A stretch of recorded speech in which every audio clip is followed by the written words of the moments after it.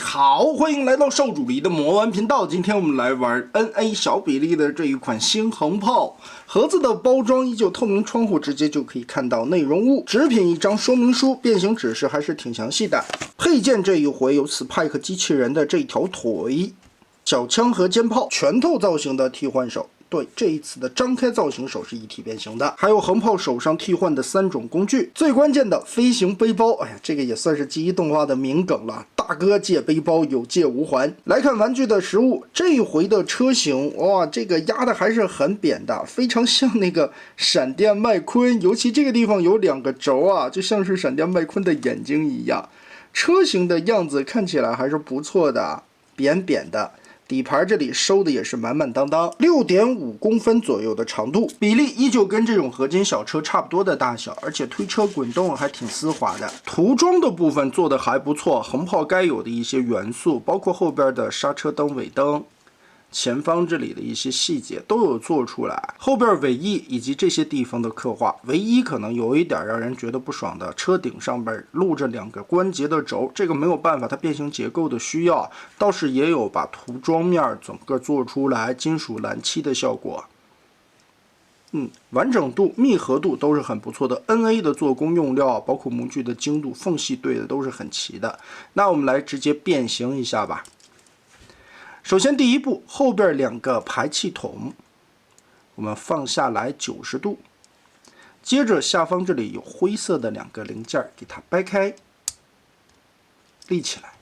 讓這個排氣筒插到它的縫隙裡面，再順着這個凹槽180度旋轉折疊下來，隆起成3角形。這一塊最後做成的是腳丫子。哎，變形就開始不一樣了，腳丫子是這樣折疊翻轉變形出來的，開始有意思了。下一步，掰着這個車燈打開，上方這裡有插扣，把車門整個的撬出來，然後一劈2半，順着尾翼，中間這裡有非常多段的插扣，打開以後稍微的扭一扭胯部的關節，我們讓出來前方的這一塊 Z 字就可以把它都打開了。下一步，我們把胯部旋轉一下，調開方向，然後從這一塊中間的位置打開插扣，好，就可以先把這一塊延展開。上方這裡的 Z 字折疊往下拉，在裡邊還有一個黑色的小擋片，給它同時翻下來。翻到裡邊來看，上方的頂蓋整個的這一塊一個 Z 字的折疊。通過根部的雙段關節把它壓下去，變成這個樣子，然後再整個包回來。後方的插扣固定，前方這裡有一個倒鈎狀的零件，也是放進了中間的凹槽裡面，還有上方的一個卡位，把這裡全部結合，對起來以後，腿部搞定。哎。這個藏零件還是藏得非常有趣的，頂蓋整個折疊收納到了腿部裡邊，而且這一回不同於之前一款出的飛毛腿，這個腿部卡扣環環相扣，扣的就非常的穩定了。我們往上來看，腰部這裡是一個雙段關節，把它稍微先拉出來一點點空間，接着順着側面這裡往開翹，整個把肩膀拉上去。車燈位置左右打開這2塊零件，翻轉180度到這一面來，這兒有一個假的後備窗戶零件，整個雙段延展開，裡邊的這個方塊零件呢再往上折，騰出來中間的空間，腦袋順裡邊掰出來，從這個洞鑽過去。接着側面的這2條車燈的位置，通過根部的雙關節往內旋轉、縮窄，然後再填到腰部這一塊，再翻折上來，背後這裡夾起來，也就把那個車頭這麼寬的位置縮窄了，也算是一個質量轉化。腰部這裡的雙段關節再壓進去，好，身體就有了。理論上呢，它使用到了假的胸口、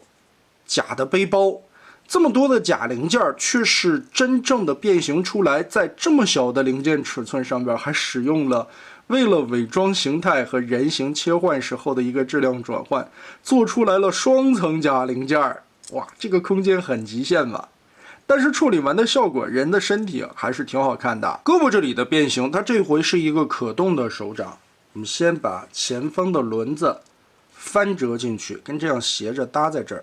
然後通過根部的雙段關節填到小臂的裡面，再把這一側的車門包上。肩膀往下放，胳膊旋轉到正確的位置上，然後把手掌旋轉90度過來，大拇指單獨可以活動，然後這4指包過來。哇，這回竟然做了一個變形的手。拿出橫炮的肩炮，把這一塊張開，背包這裡摳開這一塊蓋子，